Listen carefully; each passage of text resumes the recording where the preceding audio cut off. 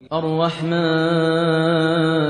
علم القرآن خلق الإنسان علمه البيان الشمس والقمر بحسبان والنجم والشجر يسجدان والسماء رفعها ووضع الميزان ألا تطغوا في الميزان وأقيموا الوزن بالقسط ولا تخسروا الميزان والأرض وضعها للأنام فيها فاكهة والنخل ذات الأكمام والحب ذو العصف والريحان فبأي آلاء ربكما تكذبان خلق الإنسان من صلصال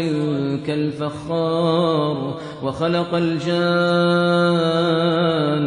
من مارج من نار فبأي آلاء ربكما تكذبان رب المشرقين ورب المغربين فبأي آلاء ربكما تكذبان مرج البحرين يلتقيان بينهما برزخ لا يبغيان فبأي آلاء ربكما تكذبان يخرج منهما اللؤلؤ والمرجان فبأي آلاء ربكما تكذبان وله الجوار المنشآت في البحر كالأعلام فبأي آلاء ربكما تكذبان كل من عليها فان ويبقى وجه ربك ذو الجلال والإكرام فبأي آلاء ربكما تكذبان يسأله من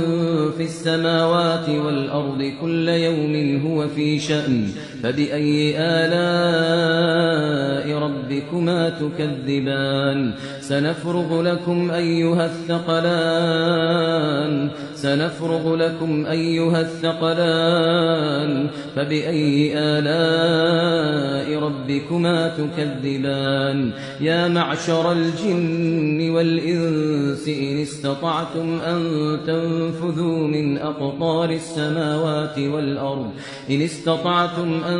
تنفذوا من أقطار السماوات والأرض فانفذوا لا تنفذون إلا بسلطان فبأي آلاء ربكما تكذبان يرسل عليكما شواظ من نار ونحاس فلا تنتصران فبأي آلاء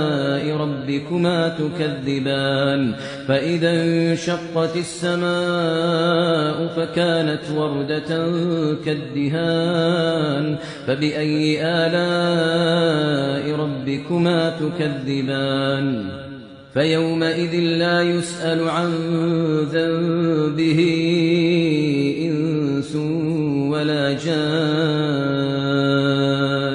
فبأي آلاء ربكما تكذبان يعرف المجرمون بسيماهم